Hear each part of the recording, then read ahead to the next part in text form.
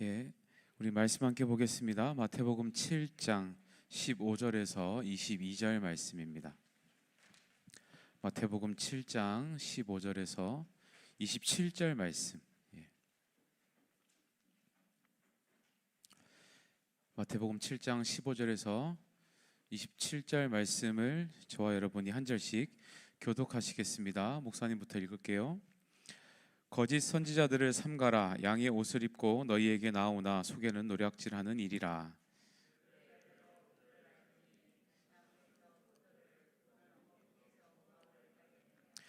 이와 같이 좋은 나무마다 아름다운 열매를 맺고 못된 나무가 나쁜 열매를 맺나니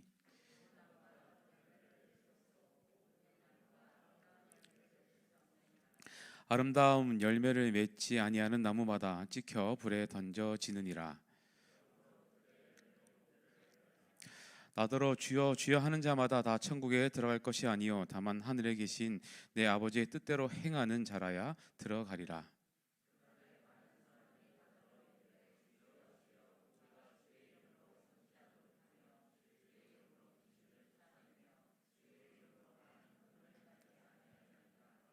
그때에 내가 그들에게 밝히 말하되 내가 너희를 도무지 알지 못하니 불법을 행하는 자들아 내게서 떠나가라 하리라.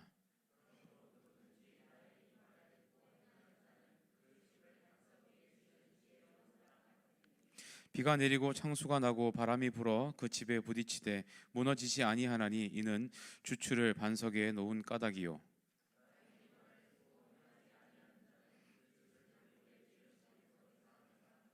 함께 읽습니다. 비가 내리고 창수가 나고 바람이 불어 그 집에 부딪힘에 무너져 그 무너짐이 심하니라. 아멘. 예, 우리 이 시간에는 중고등 일부 우리 교사분들 다 나오셔서 교사 특송으로 우리 고3 학생들과 하나님 앞에 우리 영광 올려드리도록 하겠습니다.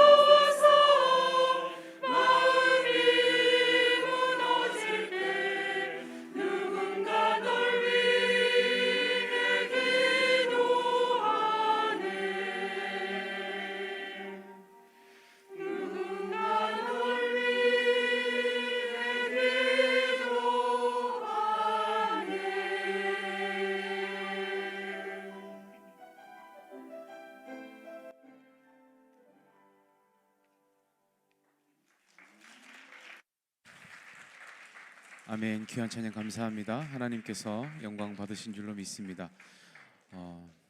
우리가 교사를 뽑을 때 특별히 노래 실력을 보고 뽑지는 않습니다. 근데 꽤 잘하시죠, 그죠? 예, 교사하면 노래 잘하는 축복도 있는 것 같습니다. 예, 우리 이 시간에는 우리 오채원 학생, 우리 중고등 일부 학생 회장입니다. 대표해서 우리 고3 학생들에게 마음을 담은 우리 응원 편지를 함께 읽어드리도록 하겠습니다. 네, 안녕하세요. 저는 중고등 1부 회장 오채은입니다. 오늘 홈커밍 예배에 오신 선배님들을 응원하기 위해 이 자리에 서게 되었는데요. 제가 편지를 통해 드리는 말이 큰 시험을 앞두고 지친 선배님들의 마음에 조금이나마 위로가 되었으면 좋겠습니다. 이제 오는 11월 17일에 이 자리에 있는 대부분의 선배님들이 수능을 보실 텐데요. 저는 아직 3학년이 되어본 적은 없지만 같은 고등학생으로서 대학 입시에 대한 부담감을 느끼고 있고, 그러한 부담감은 학년이 올라갈수록 점점 스트레스로 쌓여서 우리들을 괴롭히는 것을 알고 있습니다.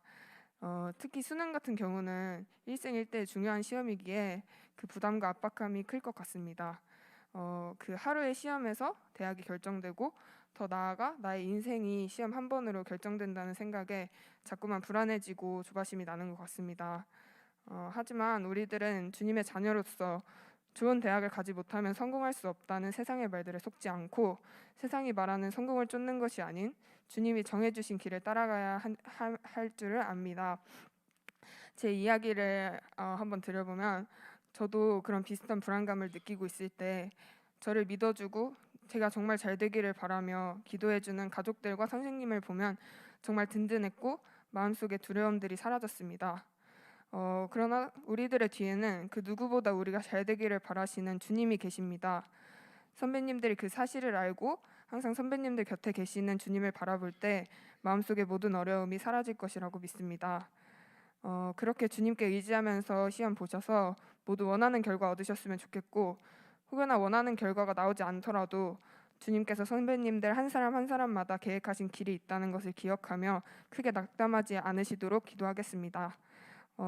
고등학교에 처음 입학해서 수능을 앞둔 지금에 오기까지 정말 수고 많으셨고, 앞으로 얼마 남지 않은 기간 동안 조금만 더 힘내서 잘 마무리하시도록 기도하고 응원하겠습니다. 감사합니다. 네, 감사합니다. 회장할 만하죠? 설교 안 해도 될 것 같은데, 거의 설교가 단어가 있는데, 예, 중고등 일부 잘 버티면 저렇게 됩니다. 예, 여러분들 신앙생활 안에 잘 버티기만 해도 저와 같은 생각들이 자연스럽게 녹아드는 은혜가 있을 줄로 믿습니다. 우리 오늘 오랜만에 우리 고3 친구들 만나는데, 고3 손 한번 들어봅시다. 앞에 고3 친구들 박수 한번 칩시다. 우리 환영한다고. 오랜만에. 혹시 우리 고3 친구들 중에, 너네들 말고 고3들 중에 내 전화번호가 끝자리가 6이다 하는 친구 손 한번 들어봅시다. 있어요 혹시? 끝자리 6. 오늘 11월 6일이잖아. 끝자리 6이야 너? 앞으로 나오세요. 이런 친구들이 있어. 상 받으려고 이렇게. 그 전화번호 누가 정해준 거야? 엄마한테 감사해. 축하합니다. 혹시 하나 더 물어봅시다. 오늘 고3 친구들 중에 나는 어쨌든 천지가 개벽하고 하나님이 오셔도 수능을 망칠 것 같다. 손 한번 들어봅시다. 한 명. 둘이 손 들었어요. 자, 잠깐만 일어나봐. 이런 친구들 진짜 시험을 망친다고 인생이 망하는 게 아니잖아요, 그죠? 이런 용기는 대단한 거예요. 뭐 어차피 못 볼 거 그렇잖아요. 예배라도 잘 드리고 신앙생활에도 잘하고. 근데 준비된 건 하나거든. 가위바위보 해봐. 가위바위보. 누가 이겼지? 네가 이겼어. 그럼 안고 진 사람이 나오세요.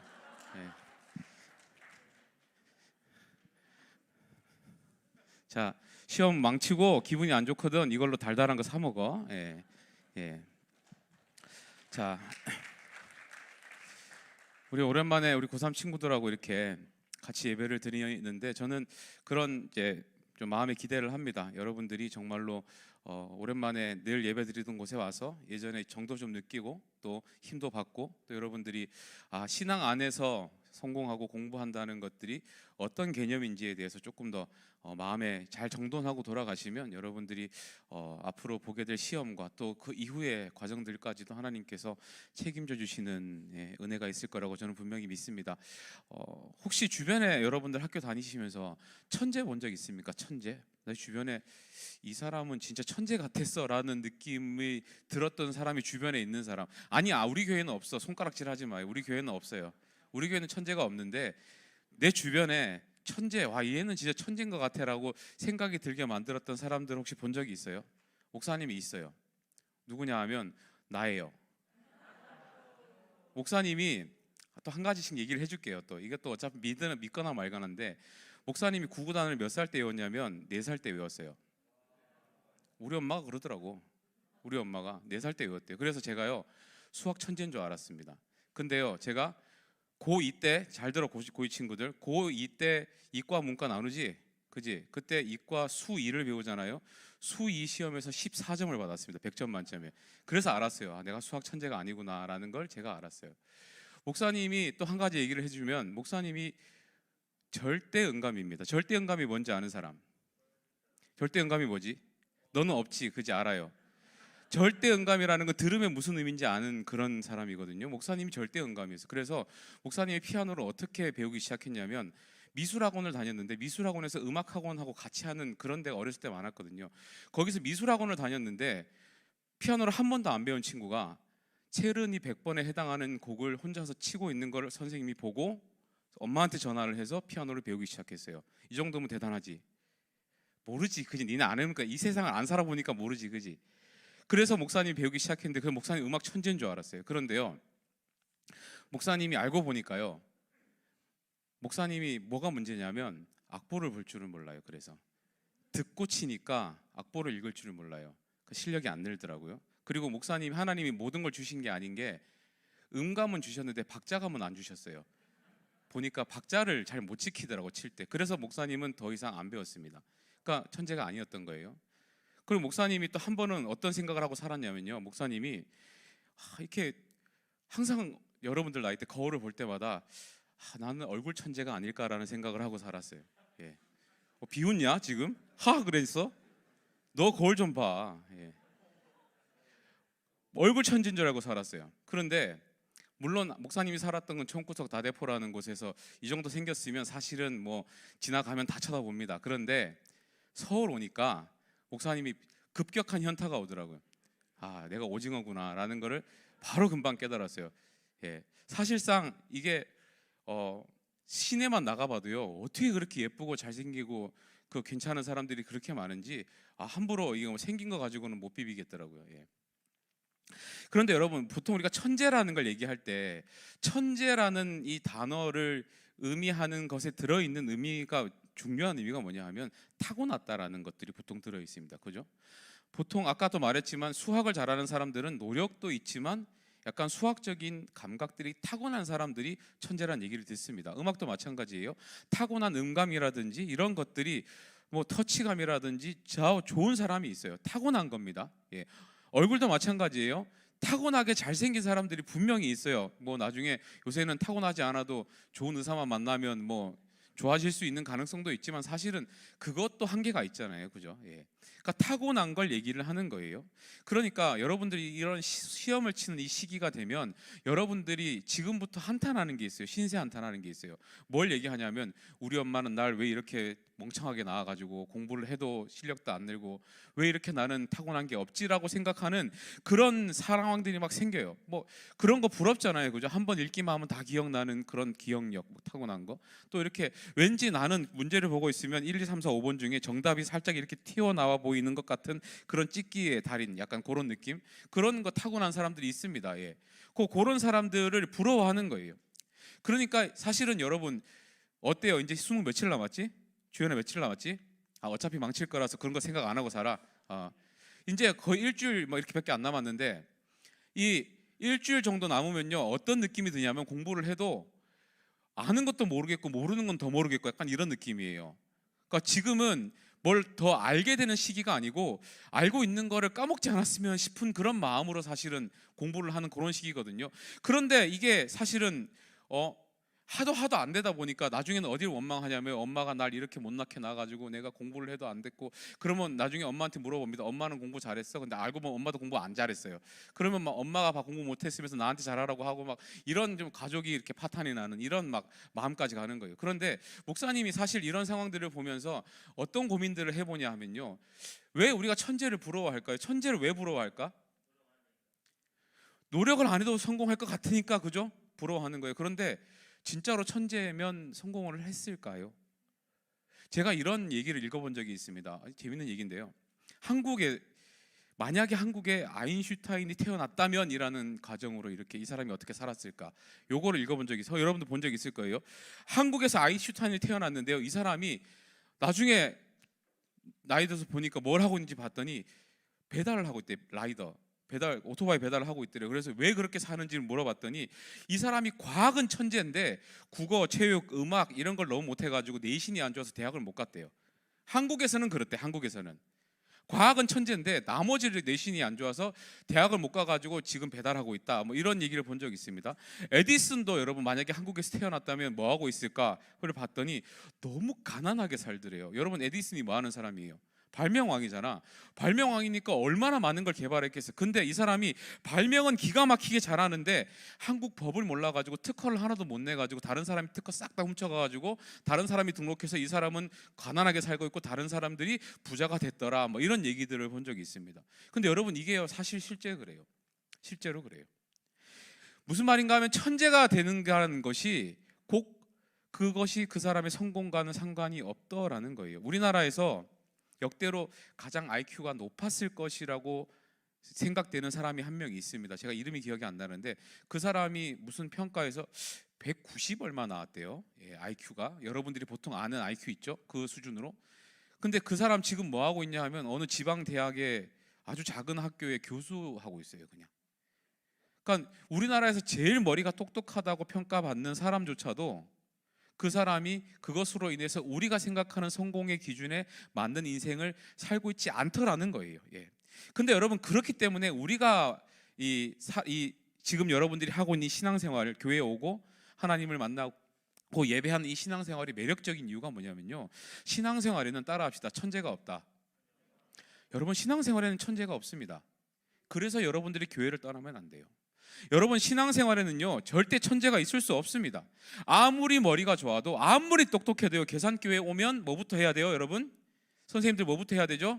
1단계, 2단계, 3단계, 전폭 1단계, 2단계, 3단계, 4단계, 5단계 하면 몇 년 걸리죠? 5년 걸립니다.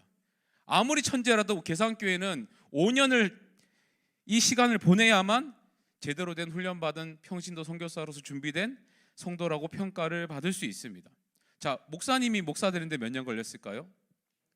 10년 걸렸습니다. 20살에 신학교를 입학하고 목사님이 목사 안수 받을 때까지 10년 걸렸습니다. 목사도요 아무리 똑똑한 사람도 10년 걸리고요 좀 머리가 모자란 사람도 10년 걸립니다. 신앙생활에는 여러분 천재가 없습니다. 공부에는 천재가 있을지 모르지만 신앙생활에는 천재가 없어요. 이것이 하나님이 정하신 법이에요. 무슨 말인가 하면요, 신앙은 절대 우리를 속이지 않는다는 거예요. 신앙은 절대 우리를 속이지 않습니다. 신앙만큼은 우리가 애쓰는 만큼 얻을 수 있고 애쓰는 만큼 깨달을 수 있고 성장할 수 있고 발견할 수 있는 것이 신앙입니다. 그러니까 여러분 우리가 뭐부터 신경 써야 될까요? 공부입니까? 신앙입니까? 여러분들을 속이지 않을 신앙에 먼저 신경을 써야 여러분들이 그 틀 안에서 공부를 하셔야 공부가 여러분들을 속이지 않습니다. 그런데 자꾸 우리는 어떻게 해요? 이 신앙의 프레임에서 벗어나서 공부를 하니까 여러분들이 공부에 속는 거예요. 너 좋은 대학 가야 성공해? 수능 잘 봐야 성공해? 내신 잘 받아야 성공해? 신앙이라는 틀을 벗어나서 자꾸 그 생각에 빠져 있으니까 여러분들이 속는 거예요. 맞아요. 그럴 수 있습니다. 수능 잘 보면 성공할 수도 있죠. 근데 하나님의 법칙에는 뭐예요? 수능을 잘 못 봐도 성공하는 길도 있어요. 내신 잘 보면 성공할 확률이 높을 겁니다. 하지만 하나님의 법칙에는 뭐예요? 내신을 못 본 친구도 잘 되는 길이 있습니다. 우리가 신앙 안에 있어야 공부가 여러분들을 속이지 않아요. 하나님이 가르치신 법은요, 먼저 그의 나라와 무엇을 먼저 구하는 겁니까? 그의 의를 구하는 겁니다. 그래야지만이 하나님이 어떻게 해주세요? 이 모든 것을 더해 주시는 것이 순서입니다. 너무 간단한 원리인데요, 이 순서만 바뀌면 하나님의 일이 되지 않습니다. 하나님 이 모든 것을 먼저 더해 주세요. 그러면 내가 먼저 그의 나라와 그의 의를 구할게요 하는 순간 이것은 하나님의 일이 안 됩니다. 그런데 많은 학생들이 그렇게 살죠. 하나님, 저 대학 좋은 데 보내주시면 청년부 열심히 나갈게요. 저 이번 시험 잘 보게 해주시면 저 찬양팀도 하고 교회도 안 빠지고 열심히 할게요. 제가 세상에서 잘 돼야 교회 생활 열심히 하는 것이 사람들한테 이해도 되고 인정받지 않을까요? 라는 생각들을 너무 쉽게 하죠. 여러분, 이게 거짓 가르침입니다. 거짓 가르침이에요. 오늘 성경에 보시면요, 거짓 선지자를 조심하라는 말로 15절에 시작합니다. 그죠? 거짓 교사들을 조심하라는 말로 시작합니다. 여기서 말하는 거짓 선지자들, 거짓 가르침이 누군가 하면 지금으로 치면 이단 같은 사람들이에요. 그 사람들이 교회로 들어와서 헷갈리게 만드는 거예요. 하나님이 없다, 예수님이 없다 가르치지 않아요. 이 사람들이 뭐라고 가르치냐면 이렇게 가르쳐요. 먼저 그의 나라와 그의 의를 구해야 하나님께서 더하신다고 정해놓으신 이 순서를 살짝 바꿔서 가르쳐요. 너희들이 먼저 잘 돼야 하나님의 나라와 의도 구할 수 있는 거야 라고 잘못 가르쳐요. 이게 거짓 가르침이에요. 예. 그런 사람들이 교회 안에 있었다는 거예요. 진리를 헷갈리게 가르치는 사람들, 진리를 잘못 가르치는 사람들이 있었다는 거예요. 그런데 문제는 뭔가? 우리가 그걸 구분할 수 있다 없다? 구분할 수 있습니까? 없어요. 우리는 그걸 구분할 능력이 안 돼요. 우리는 그것을 구분해낼 능력이 없다는 거죠. 예. 여러분들이 만약에 주변에서 부모님이나 다른 사람들이 너 공부 열심히 한 다음에 잘 돼가지고 그때부터 교회 열심히 해도 되잖아 그러면, 아니 엄마 그거 틀렸어 라고 말할 수 있는 사람, 그때부터 반찬이 바뀔 수도 있는데 말할 수 있나요? 말 못합니다. 왜냐하면 그 말을 듣는 나조차도 엄마 그거 틀렸어 라고 말할 수 있는 기준이 없어요. 그거 구분할 수 있으면 아무도 이단으로 안 넘어가죠. 예. 우리 고3 학생들 잘 들으세요. 여러분들이 수능 끝나고 나면요 무슨 일이 벌어지냐 하면 해방감이 막 몰려오잖아. 이제 수능 끝나면 학교도 오전 점심도 안 먹고 그냥 집에 오지, 그지? 그럼 학교 끝나고 나면 너네들 뭐 해? 보통 놀러 다닙니다. 놀러 다니면 부평역이나 이런 데 또 놀러 갈 거 아니야? 뭐 택지나 이런 데. 근데 부평역 같은 데 가면 어떤 사람들이 있는 줄 아세요? 이상하게 이렇게 판 하나 들고 다니면서 혹시 MBTI 검사해 드릴까요? 뭐 이런 거 하는 사람이 있습니다. 요새 MBTI 너네들 되게 관심 많잖아, 그지? 그러니까 MBTI 같은 심리 검사 같은 거 해준다 그러면 그 사람들한테 받습니다, 여러분들이. 그럼 받고 나면 뭐라고 하냐면 이 사람들이 결과 알려드릴게요, 연락처 주고 가세요 그래요. 근데 그 사람들이 누구냐면 신천지예요. 신천지예요.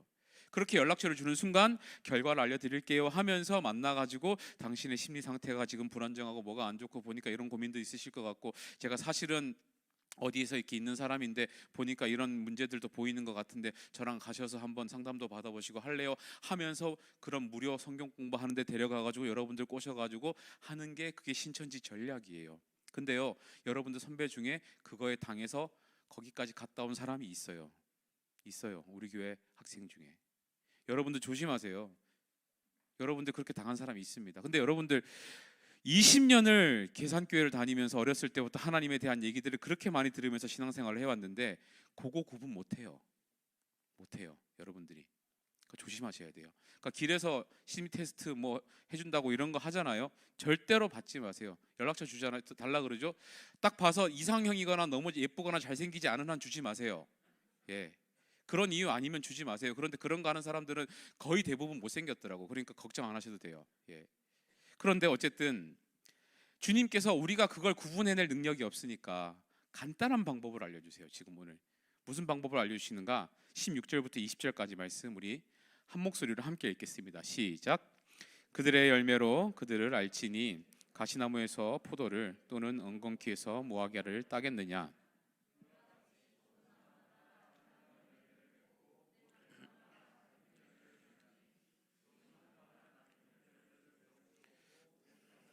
아름다운 열매를 맺을 수 없느니라.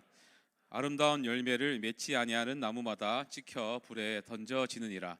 이러므로 그들의 열매로 그들을 알리라. 자, 이 말씀을 잘 살펴보시면 우리가 두 가지로 하나님의 뜻을 발견할 수 있습니다. 열매를 보면 안다라고 지금 표현하고 있는데, 이 열매를 보면 안다는 것이 의미하는 두 가지 차원이 있습니다. 첫 번째는 뭐냐면요, 여러분, 열매가 금방 열립니까? 열매 열리는데 오래 걸립니까? 열매는 절대로 금방 열리지 않습니다. 1년에 한 번 열리는 것도 되게 잘 열리는 겁니다. 보통 열매들은 오래 걸립니다. 어떤 나무는요, 열매 맺을 때까지 10년씩 걸리는 나무들도 있습니다. 그런데 그러면 여러분, 금방 열리는 열매가 없는데 여러분들이 인생 가운데 열매를 보고 싶다면 어떻게 하셔야 돼요? 그러면 어떻게 하셔야 돼요? 기다리셔야 돼요. 여기에서 우리가 발견할 수 있는 신앙의 원리 하나가 무엇인가 하면요, 따라합시다. 신앙은 기다림이다. 기다릴 수 있어야 돼요. 기다릴 수 있어야 돼요. 무엇을 기다려야 됩니까? 첫 번째, 하나님이 나를 통해 일하실 그 역사하심을 기다릴 수 있어야 돼요. 두 번째, 뭘 기다리셔야 돼요? 여러분 자신이 하나님 앞에 바로 설 때까지 스스로를 위해서 기다려 줄 수 있어야 돼요. 이게 신앙입니다. 그런데 우리가 기다리는 것을 늘 실패하죠. 여러분들이 수련회 왜 좋아하죠? 목사님 수련회 가고 싶어요. 왜 좋아하죠? 가면 어떻게 되니까? 금방 뜨거워지니까, 금방 뭔가 만족되는 것 같으니까, 금방 막 채워지는 것 같으니까 여러분 되게 좋아합니다. 그런데 그거 얼만큼 가던가요? 일주일 가면 길죠. 한 달 가면 그 친구 상 줘야 돼요. 예. 금방 빠집니다. 그런 건 열매가 아니에요. 그러니까 여러분들이 열매를 보고 싶으면요, 어떻게 하셔야 돼요? 어떻게 하셔야 될까요? 기다리셔야 돼요. 어디에서? 여러분들이 신앙의 뿌리를 내는 그 곳에서. 더 자세하게 얘기하면 어렸을 때부터 심겨져서 나고 자라서 커온 그 자리에서, 더 정확하게 얘기하면 이 계산교회에서 여러분들이 뿌리를 내리고 기다리시면 반드시 열매가 납니다. 반드시 열매가 있을 수밖에 없어요. 예. 여러분, 신앙이 잘 자라지 않는 사람들의 특징이 무엇인가 하면요, 널뛰기 신자들이 신앙이 잘 안 자랍니다. 어떤 사람들요? 널뛰기, 주로 얘기하면 쉽게 얘기하면 이런 사람들이에요. 이 교회 이거 좋대. 아 그래? 가볼까? 있었어요. 근데 좀 있으니까 저 교회 저게 더 좋대. 아 그럼 글로 갈까? 좋은 데만 찾아다니는데 이상하게 그 사람은 안 커요. 왜 그럴까요? 왜 좋은 데만 찾아다니고 좋은 말씀만 듣고 좋은 것만 계속 찾아다녔는데 왜 안 자라요? 뿌리가 안 박혀 있으니까. 그 나무를 자라게 하는 핵심은 뿌리예요. 그렇죠? 잔뿌리가 얼마나 많을수록 그 나무가 건강한지 그렇지 않은지를 판단할 수 있잖아요. 심었다 뺐다 심었다 뺐다 하는 나무는 절대로 잔뿌리가 있을 수가 없습니다. 예.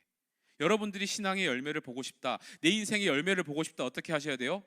기다리셔야 돼요. 어떻게? 뿌리를 내린 곳에서. 예.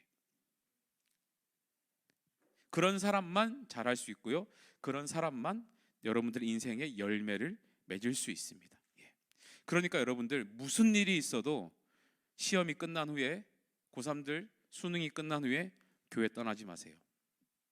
시험에 실패해도 교회 떠나지 마시고, 연애에 실패해도 교회를 떠나지 마시고, 친구랑 싸워도 교회를 떠나지 마세요. 싸운 게 비료가 돼서 열매가 될 수 있습니다. 헤어진 게 비료가 되어서 열매가 될 수도 있습니다. 시험 실패한 게 걸음이 되어서 열매가 될 수도 있습니다. 절대로 떠나지 마세요. 무슨 말인지 알겠습니까? 예. 여러분들이 뿌리 내린 이곳에서요, 꿈도 꾸시고 비전도 찾으시고 열매도 맺으시고. 우리 고3들 한번 다시 손 들어봐. 손 들어요. 새끼손가락, 새끼손가락. 다 따라합시다. 나는 수능이 끝나면 고3부 스텝으로 섬기겠습니다. 예.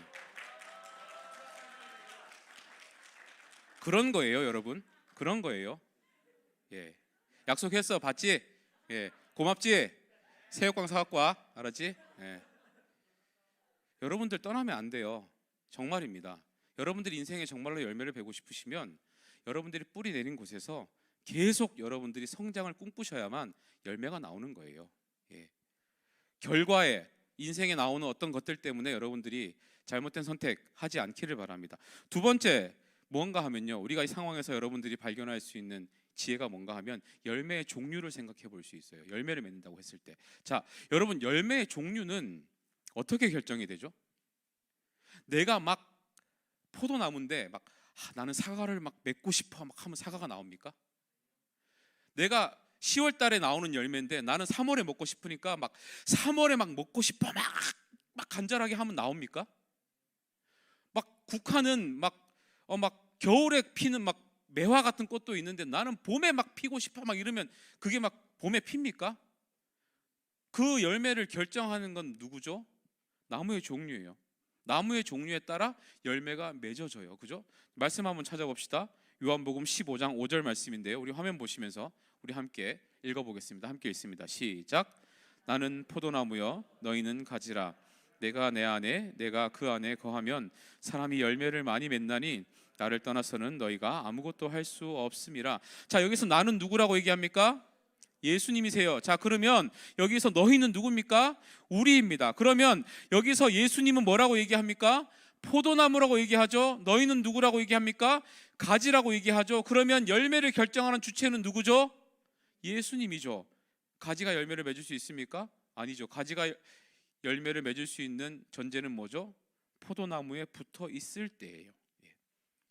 여러분들 인생에 열매를 맺을 수 있는 가장 중요한 키포인트는 뭐예요? 여러분들이 예수님한테 붙어 있는가, 그렇지 않은가로 결정된다는 거예요. 그 열매를 보면 그 사람이 진짜인지 거짓인지 알 수 있다. 지금 예수님이 그 말씀을 하시는 거예요. 자, 그러면 여기서 발견하는 신앙의 진리 두 번째 뭡니까? 신앙은 따라합시다. 관계이다.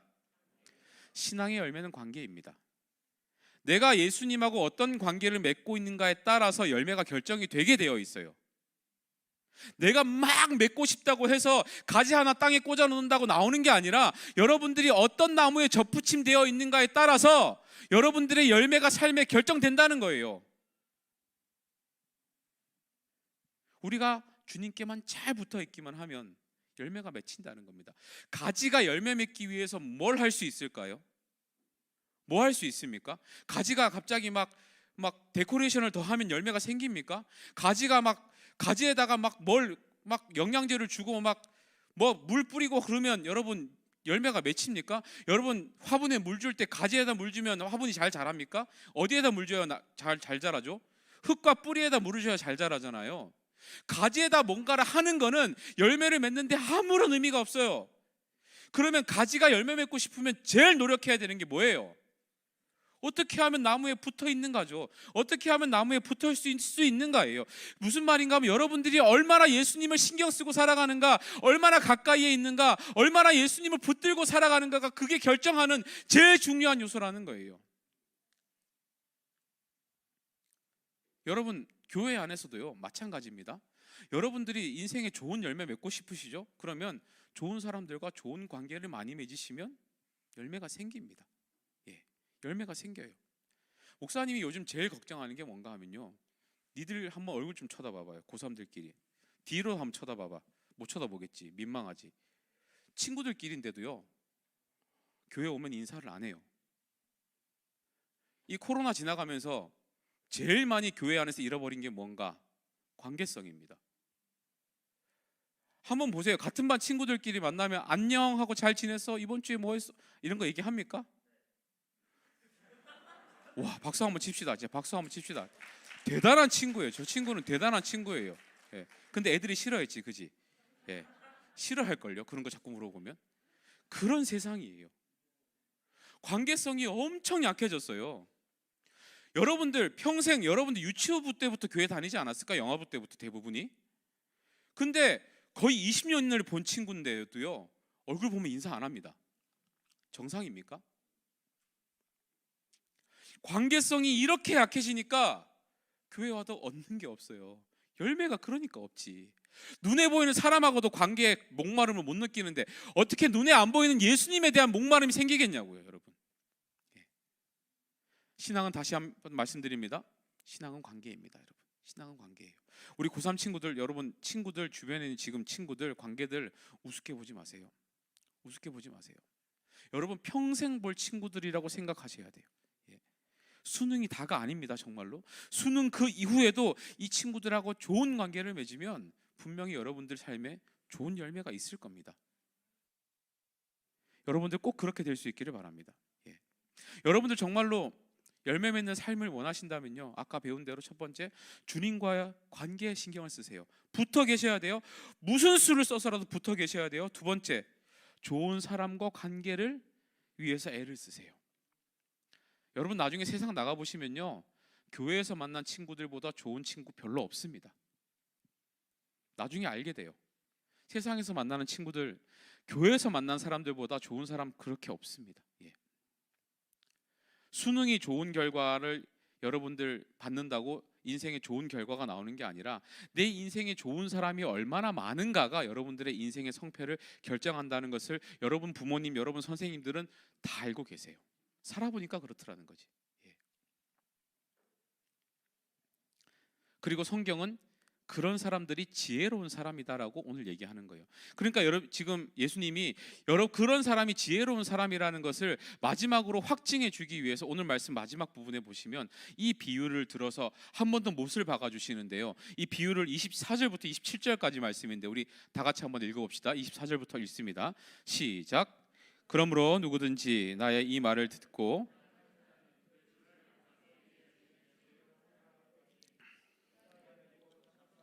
바람이 불어 그 집에 부딪히되 무너지지 아니하나니 이는 주추를 반석에 놓은 까닭이요 나의 이 말을 듣고 행하지 아니하는 자는 그 집을 모래 위에 지은 어리석은 사람 같으리니 비가 내리고 창수가 나고 바람이 불어 그 집에 부딪힘에 무너져 그 무너짐이 심하니라. 자, 여기에서 주목해야 되는 것이 무엇인가 하면 두 종류의 사람이 등장합니다. 첫 번째 어떤 사람이 등장하죠? 지혜로운 사람이 등장합니다. 두 번째 어떤 사람이 등장합니까? 어리석은 사람이 등장합니다. 지혜로운 사람의 행동의 특징이 있습니다. 뭐 어떻게 하죠? 어디다 집을 짓습니까? 반석 위에 짓습니다. 어리석은 사람은 집을 어디다 졌어요?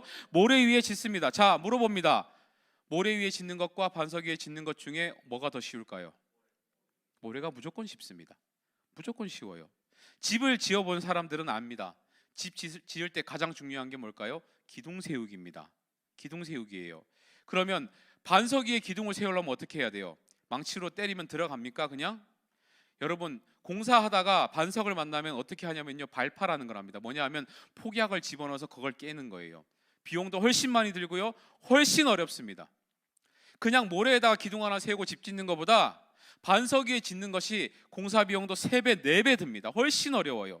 그러면 공사비나 여러 가지 효율을 생각했을 때 어디에다 집을 짓는 게 맞습니까? 모래에 짓는 게 맞습니다. 어떤 전제에서는, 우리 인생에 풍랑이 없을 거라는 전제에서는 모래 위에 짓는 것이 훨씬 효율적이고 지혜로운 사람입니다. 그런데 오늘 성경은 뭐라고 얘기하죠? 반석 위에 지은 사람이 지혜롭다고 얘기해요. 어려운 길을 선택한 사람이 지혜롭다고 얘기해요. 세상은 그렇게 어려운 길 가는 사람 지혜롭다고 얘기하지 않습니다. 근데 성경은 반석 위에 지은 사람이 어렵다고 얘기합니다. 이유가 뭘까요? 우리 인생에는 반드시 뭐가 있으니까? 풍랑이 있으니까. 우리 인생은 반드시 태풍이 있으니까. 우리 인생이 늘 평안하기만 한 것은 아니니까. 그 풍랑이 일 때 보면 결국은 차이가 난다는 거예요. 모래 위에 지었던 사람들은 순식간에 흔적도 없이 싹 사라질 것이지만 반석 위에 지었던 사람들은 그대로 남아있을 것이다, 이 얘기를 하시는 거예요. 어쩌면 여러분들의 인생 가운데 여러분들이 곧 보게 될 수능이 이와 같은 풍랑일 수도 있습니다. 그죠? 만약에 이 풍랑 때문에 여러분들의 신앙의 기반 자체가 흔들리는 상황이 생긴다면 여러분들 스스로에게 이렇게 말씀하셔야 돼요. 아, 내가 신앙생활을 잘못했구나. 여러분 그거 아세요? 여러분들이 보는 이 수능이라는 시험이요, 여러분들이 지금까지 살아온 거의 20살까지의 인생 동안에는 가장 큰 풍랑일 수도 있지만 앞으로 살아가면서 만나게 될 풍랑에 비하면 가장 쉬운 것일 수도 있습니다. 그러면 풍랑이 불 때마다 쓰러질 겁니까? 풍랑이 불 때마다, 창수가 날 때마다 넘어지실 겁니까? 어디에다가 뿌리를 내리실 거냐고요? 반석 위에 기둥을 박아야죠. 예수님께 붙어야죠. 내가 뿌리 내는 이 신앙의 터전에서 여러분들 버티고 기다리셔야죠. 그래야 열매를 볼 거 아닙니까? 예수님께 붙어 있으면 무조건 최상급의 열매는 나올 거예요. 확신하십니까? 예수님께 붙어 있으면 가장 좋은 열매는 무조건 맺을 겁니다. 그 시기는 몰라요. 언제 주실지는. 10년 만에 열리는 나무도 있고 20년 만에 열리는 나무도 있을 겁니다. 그렇지만 결과는 뭐요? 해피엔딩이에요. 예. 여러분들이 인생의 관점에서요, 정말로 뭘 신경 쓰고 애쓰고 살아야 하는가? 시험 앞두기 보기 앞서서 여러분들이 반드시 점검해야 되는 거, 내가 지금 주님께 붙어 있는 상태인가? 곧 내가 풍랑을 만날 텐데 풍랑이 지나가고 나면 내 믿음의 집이 같이 쓸려갈 지경인가? 아니면 나는 그래도 지켜낼 수 있는 믿음이 있는 사람인가? 이거부터 점검하세요. 그러면 그거 점검하면 목사님 시험을 잘 보나요?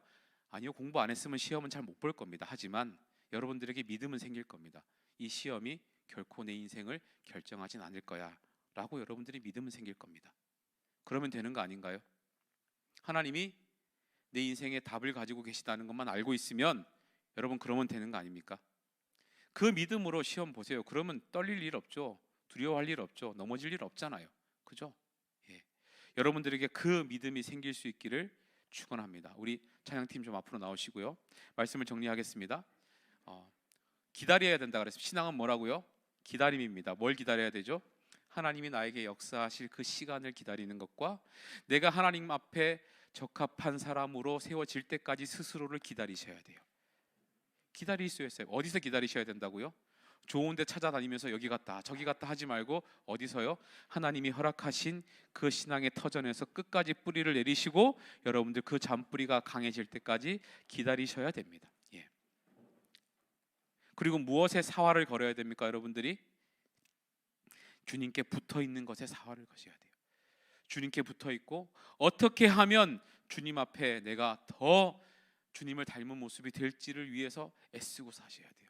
그게 오늘 성경은 지혜로운 인생이라고 했습니다. 예.